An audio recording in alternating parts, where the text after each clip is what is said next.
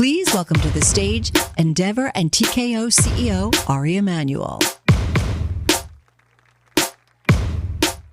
I'm going to start on one very serious subject. Just you happen to be one of the most influential members, I'd say, of the Jewish community in the U.S. And so I'm curious for your thoughts on the events of the past week. Well, I actually wrote something, but before I wrote, I saw that. I had this. It's not the same as 9/11, but I had that same feeling.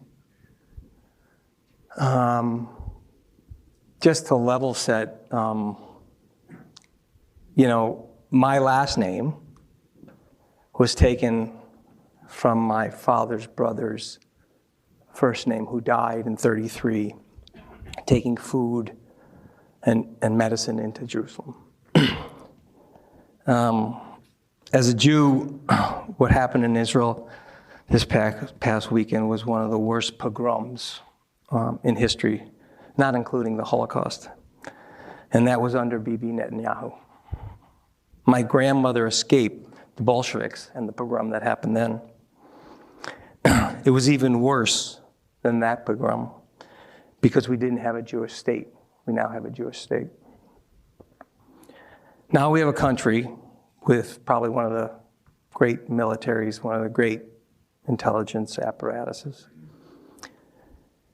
But from my opinion, a morally corrupt Bibi Netanyahu exposed Israel and its people to rape, death, beheadings of children, murders of fathers, mothers, grandmothers. And he did it to stay in power. He nominated a minister of Homeland Security that didn't even serve the mandatory military term required in all of Israel. He nominated a second minister of defense who barely was a soldier. He fired the minister who was a general and had to bring him back because of public pressure. He refused to meet with key military figures. He was trying to change the Supreme Court because he had to keep himself out of jail. And this led to a vulnerability that is unprecedented. And this would be like 30,000 Americans dying in 9/11. That's what happened in Israel. And I just think it's time that we get rid of this man. Yeah. So, we talk about, there's been a lot of conversations about Hamas and the Palestinians. The ignorance about Hamas and Hezbollah and the Palestinian issue. They're terrorists. I can argue with you and discuss with you properly, and I probably have different feelings than most people are saying maybe about the Palestinian issue and how he was using maybe Hezbollah and to expand settlements. But they're heinous. They've had the territory since 2007 when they were elected. Anybody that goes against them in Hezbollah, they get rid of. They have not created any economic benefit. That is not the Palestinian issue. So I'm just angry. I'm upset. And I don't think this man deserves to be in power. So.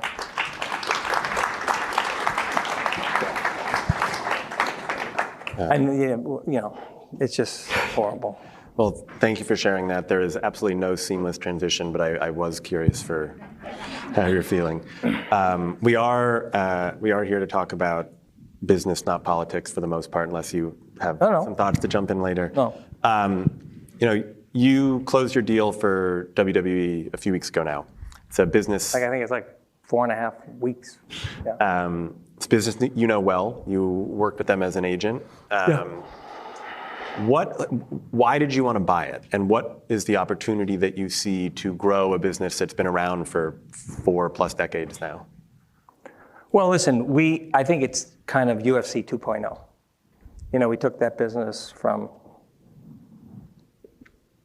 great owners in Las Vegas doing about $150 million in EBITDA. And we've increased the EBITDA by a significant amount of money. Vince and Dana's done an unbelievable job, continues to do an unbelievable job in that business.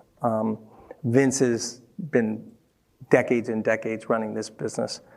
And I think our flywheel, whether it be international rights, domestic rights, sponsorship, site fees, all the stuff that we do, and the cost savings that we can bring into it because of our organization, I thought that there was a lot of upside of what we could create in addition to what we do on the domestic side and the rights deals. And also for the street, I think our Endeavor story was a little confusing. We were not getting, I don't think any CEO believes that they're getting proper credit for the economic value that they create. And so this would be a pure play in sports, combat sports. And then the rest of Endeavor. And then we could go, we tried to do the following to everybody. One, our cash flow conversion, that's what the street was asking. I think we did a pretty good job there. By doing this deal, we've reduced our debt below 3 times. It's a pure play. I think people can understand it now. I don't think they're understanding. Well, yeah, exactly. So you brought up UFC earlier, and one of the things that happened. And I'm a genius, aren't I? Yeah. One of the things that happened with UFC is you bought it. Everyone said you overpaid, which has been a recurring theme for you. You buy something, people say you overpay, you prove them wrong.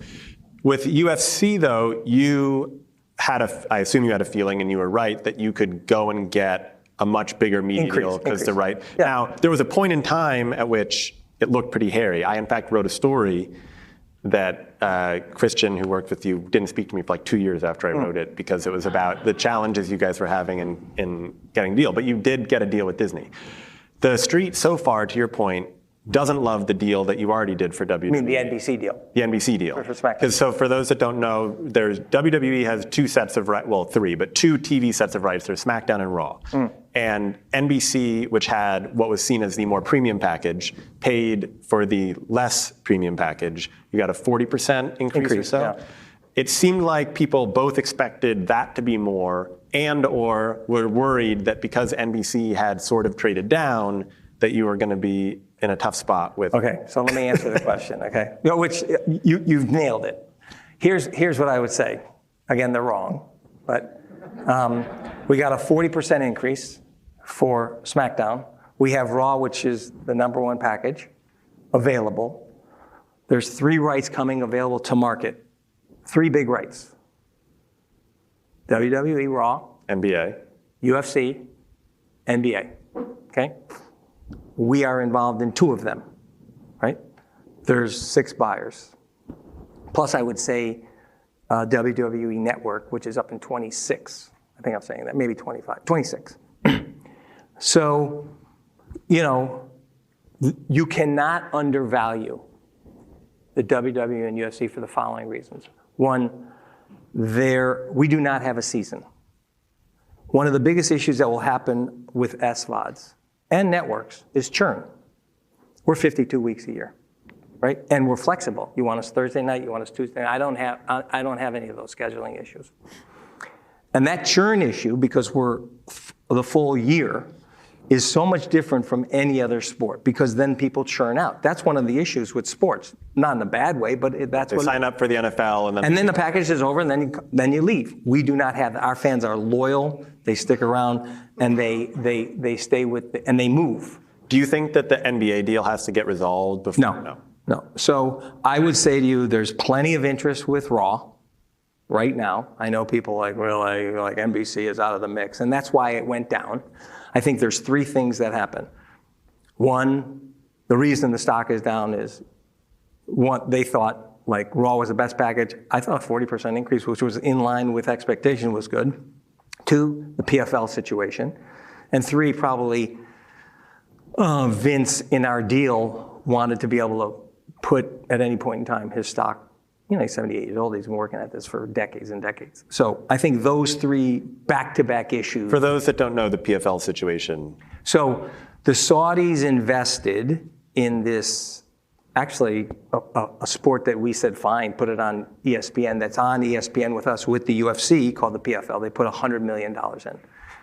The WWE makes over $100 million from the Saudis for a 5-year deal for 2 events. It came from the group that does events in Saudi. People were thinking it was the next live. It was announced actually today, I don't know if you saw it, we're doing an event with the UFC in Saudi, right? And they said that there's no exclusivity, which is an indication that that was for events. We're bringing them an event. And so I think that will calm some nerves. And so we now have 2 big things to go out to market with, like I was and Mark Shapiro was with the UFC. We're pretty calm right now about our rights. We think we have a great situation. We have an unbelievable relationship with Bob Iger and ESPN and Jim and everybody there. And Raw's like the ratings are through the roof, SmackDown through the roof, our ratings are through the roof, our events are sold out. So we feel really good. I want to get back to rights in a second, but since Saudi Arabia came up, I'm curious. Rewind 5 years, or maybe less than that. After Jamal Khashoggi gets murdered, you say, you give back money or that Saudi Arabia is going to invest in your company. You now are in business with them in a couple of ways, right? Yeah. What has changed between then? I would say, we didn't want I didn't want them at the time we weren't public in our investor stack, okay? I said on many podcasts about my feelings about the situation and how they have hired us to distribute. And I didn't say that we would never do business in Saudi. I just didn't want them in the financial stack of our investors. We distribute their now soccer league through IMG. Because of the WWE, we're in business with them for at least 5 years. 2 events a year, great. They just bought an event from us for the UFC. Great price, we're doing the event. Will be an unbelievable card. So I just at the time didn't feel comfortable for many reasons, which has been stated. But we're in business with them now. So that's simple. And my colleagues and I reported recently that your company has expressed some interest, you brought up Liv, some interest in maybe investing in the PGA Tour. Saudi Arabia is obviously supposed to be part of, you're smiling at me. No, you reported, you're an unbelievable journalist. We I think it's like 7 other bidders. We put in a bid for there's a 501c3 nonprofit, and then they created a profit investment opportunity for the PGA. We put in a bid, I think a week ago, Friday. We are in TKO, the sports business. I'm an avid golfer. Anybody wants, I'm a 7 handicap.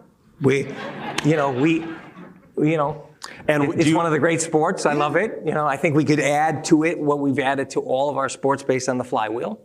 Do you have a sense of whether that would be in addition to the Saudi money coming in or instead of? We put in our bid. Yeah. For what? For the PGA deal. Okay. For a piece of the tour or for the whole thing? For the PGA. Yeah. A piece or whole? You can't buy the majority.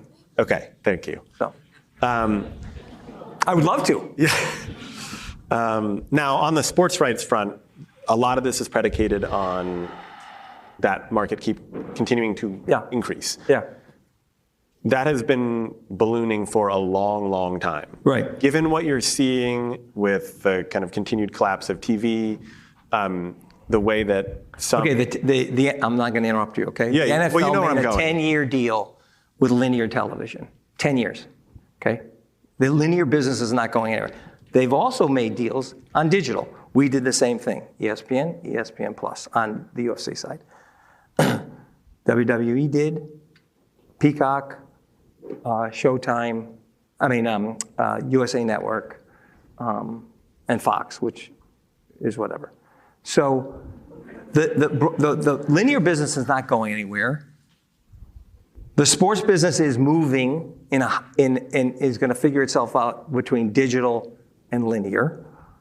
It's an unbelievably healthy market. They all have to be in it. They all want to be, every single one of the players want to be in it because of the audience.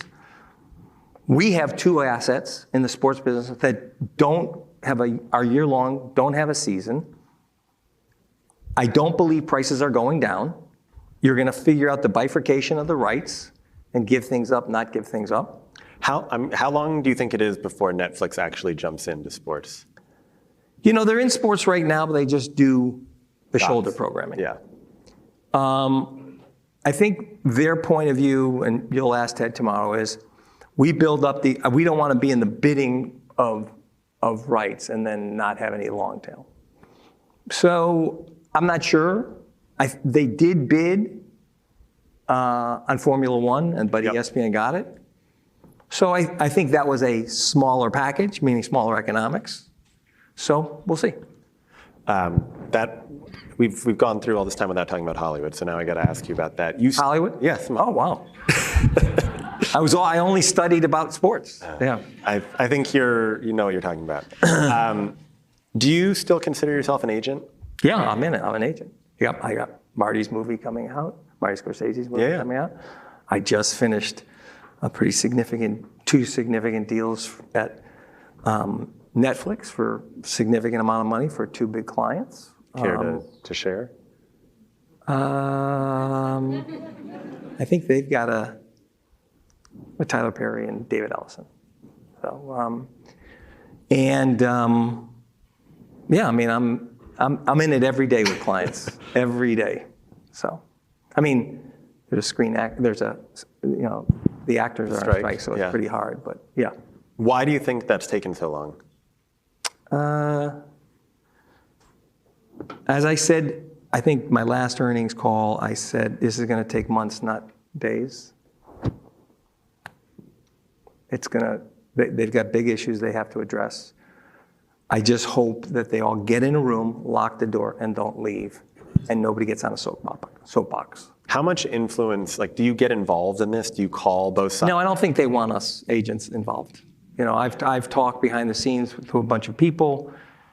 They're handling it,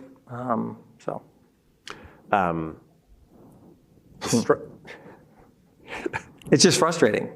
I mean, just lock the door. And when you're in a negotiation, get half a loaf. I mean, what's with everybody? I need the full loaf. I mean, just get a half a loaf and move on. Make a deal. It's not that hard. We all need to go to work.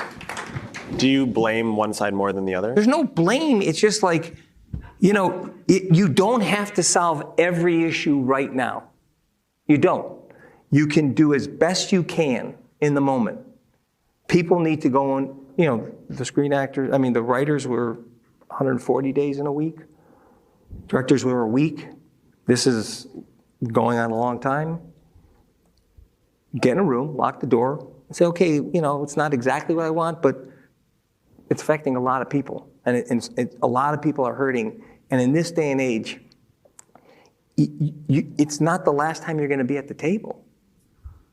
You're not winning an Oscar for this negotiation. I want to play a little game with you, or you're.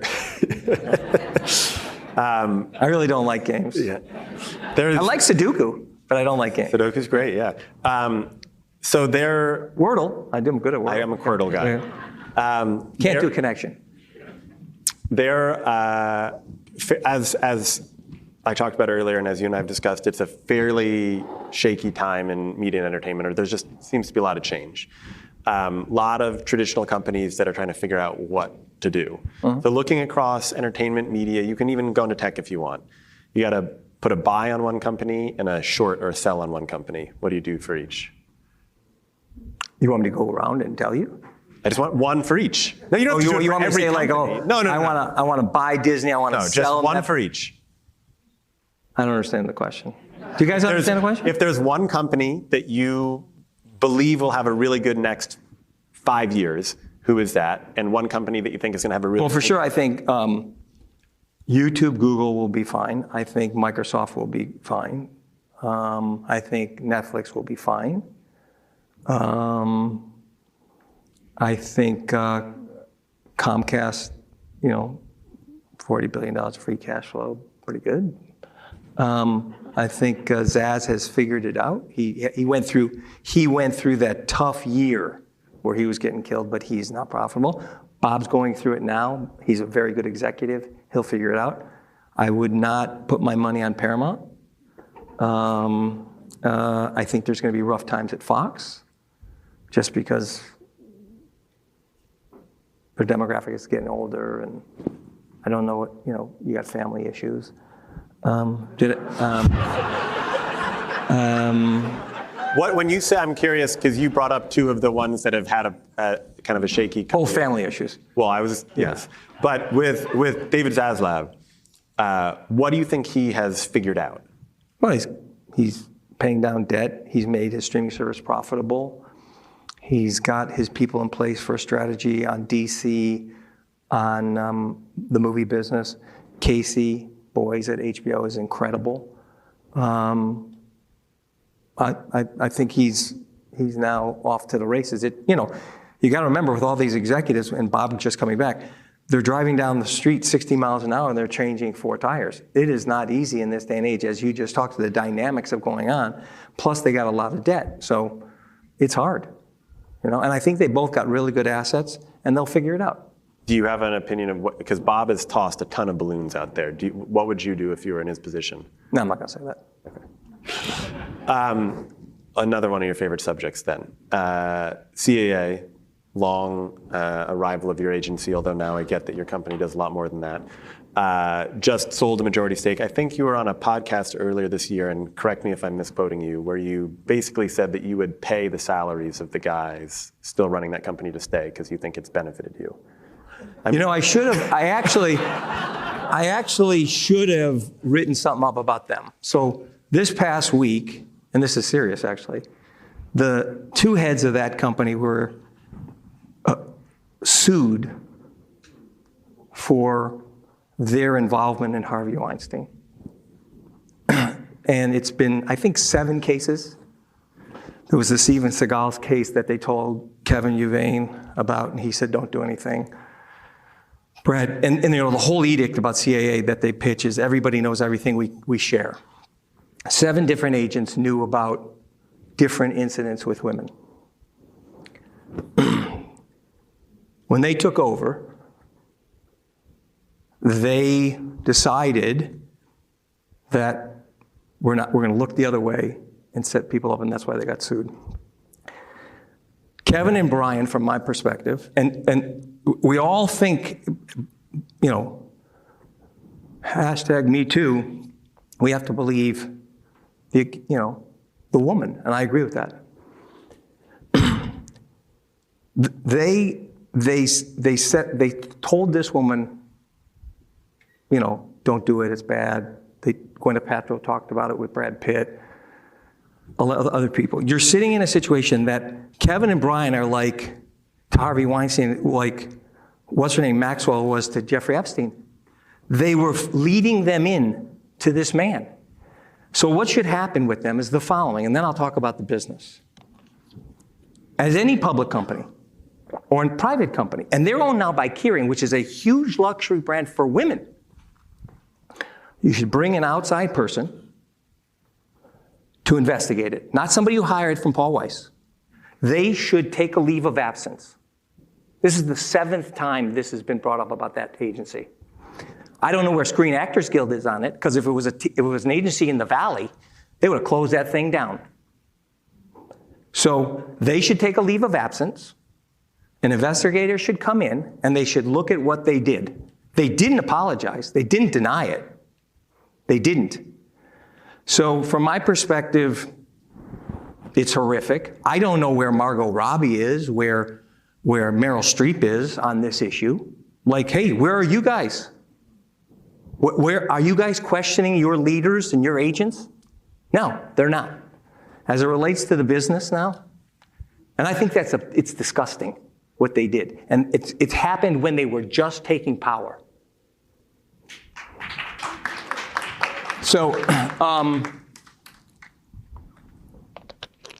we got a bigger business than them in the agency business.